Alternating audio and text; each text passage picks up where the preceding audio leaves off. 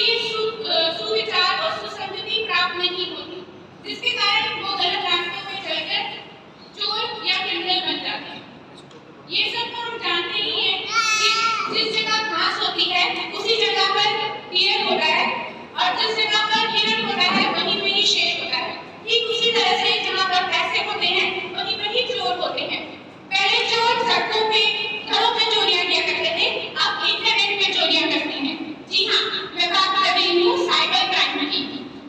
Cyber आजकल हर चीज internet पे है, चाहे वो ऑनलाइन ट्रांजैक्शन हो या शॉपिंग हो या फिर कोई भी यूपीआई पेमेंट। स्टैटिस्टिक्स के अकॉर्डिंगली हमारा साइबर क्राइम 80% इंक्रीज हो गया है, जिसका शिकार छोटे बच्चे और वरिष्ठ नागरिक बनते जा रहे हैं, क्योंकि वो बहुत ही जल्दी भयभीत हो जाते हैं, बहुत ही जल्दी चीजों पे भरोसा कर लेते हैं और टेक्नोलॉजी को उतना समझ नहीं पाते। तो हम कैसे पहचाने कि जो हमारे पास मैसेजेस, कॉल्स और वीडियोस आ रही हैं वो धोखाधड़ी से भरे हैं या सही मैसेजेस हैं?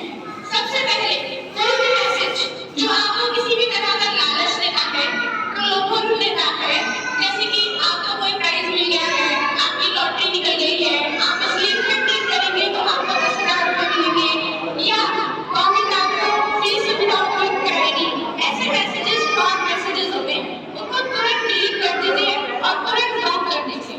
कोई भी मैसेज अगर आपको कोई फाइल डाउनलोड करने के लिए बोलता है, चाहे वो पीडीएफ फाइल हो, चाहे वो वर्ड फाइल हो या कोई भी ईएक्सी हो, उसको डाउनलोड नहीं करना है, उसको तुरंत डिलीट और ब्लॉक कर देना है। कोई भी मैसेज, कोई भी कॉल आपको आता है जो आपसे बैंक की इंफॉर्मेशन मांगता है, कोई भी ओटीपी की इंफॉर्मेशन मांगता है या केवाईसी की डिटेल मांगता है, उसे तुरंत ब्लॉक कर दीजिए। ऐसा ही हादसा एक अंकल के साथ भी हुआ। उन्हें भी एक मैसेज आया जिसमें लिखा था कि आपके बैंक अकाउंट की लिमिट खत्म हो गई है, 20 से बचने के लिए 10,000 रुपए तुरंत जमा कराइए। उन्होंने लिंक पे क्लिक किया और उनका फोन हैक हो गया। उनके फोन के अंदर पर्सनल इंफॉर्मेशन भी थी और बहुत सारी एप्लीकेशन और बैंक एप्लीकेशन भी थी। अब उनकी सबसे बड़ी गलती क्या है? उनकी सबसे बड़ी गलती ये थी कि उन्होंने बिना सोचे समझे, बिना जाने उस लिंक के ऊपर क्लिक कर दिया। और दूसरी गलती उनकी ये थी कि उन्होंने अपने मोबाइल में जो एप्लीकेशन सेव कर रखी थी उन्हें मल्टी फैक्टर ऑथेंटिकेशन से प्रोटेक्ट नहीं किया था। मल्टी फैक्टर ऑथेंटिकेशन क्या होता है? जहां पर हम पासवर्ड के अलावा 2-3 और तरीकों से अपनी एप्लीकेशन को सेव करके रखते हैं, जैसे कि पिन, ओटीपी या फिर कोई भी फिंगरप्रिंट से। और उसका नतीजा ये हुआ कि उनकी सारी पर्सनल इंफॉर्मेशन लीक हो गई और उनका बैंक अकाउंट खाली हो गया। तो हम ऐसा क्या करें जिससे कि हमारे साथ इस तरह की दुर्घटनाएं ना हो? सबसे पहले अपना ओटीपी, पासवर्ड और कोई भी बैंकिंग इंफॉर्मेशन किसी के साथ शेयर ना कीजिए। अपने मोबाइल को लॉक करके रखिए।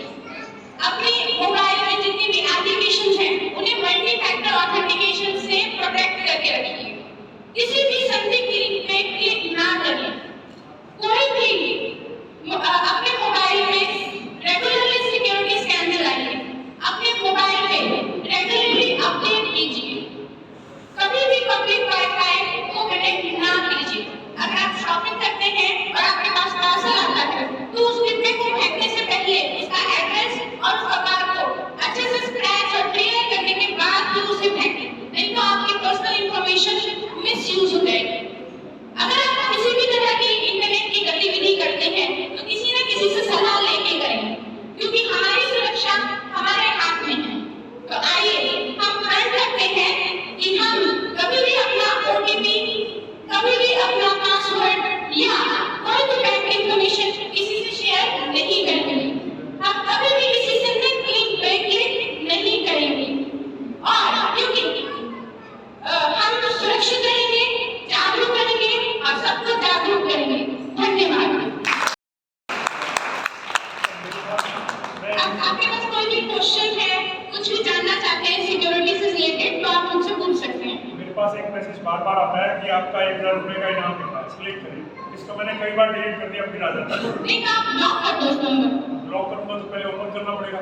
नहीं, मतलब आपको लिंक पे क्लिक नहीं करना है, मतलब जो उसमें लिंक आया है उसको क्लिक नहीं करना। आप खोल सकते हो पर आप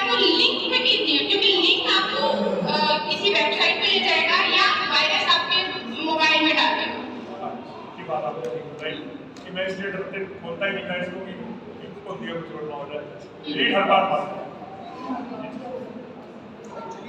और किसी ने कुछ पूछना हो तो हाँ जनरली क्या हो